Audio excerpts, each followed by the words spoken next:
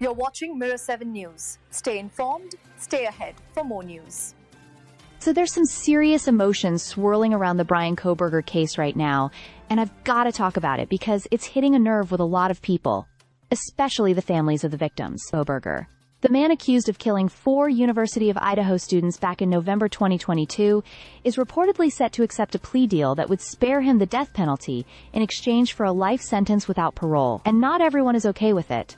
To be honest, the Gravrikov's family, whose daughter Kaylee was one of the victims, is absolutely furious. They waited years through delays and heartbreak to see this man face trial, only to now be told, almost at the last minute, that it might end in a quiet deal, behind closed doors. No courtroom.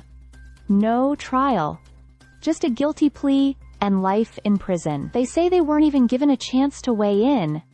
Just received a letter, sent by email, informing them of the deal. Can you imagine?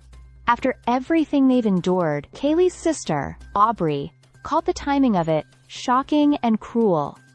And her dad, Steve, compared it to negotiating with terrorists. He made it clear, this doesn't feel like justice to them. They believe that someone who commits such a brutal act, especially against people who were asleep and completely defenseless, doesn't deserve to continue living with rights or privileges, even behind bars. Now, it's worth noting that not all the victims' families feel the same way. Madison Mogen's father, for example, told CBS that avoiding the death penalty and ending this process now might bring some closure.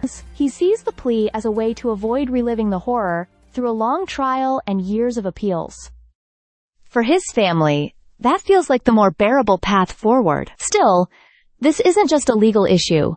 It's deeply personal. These families lost their children in a way that's almost impossible to describe.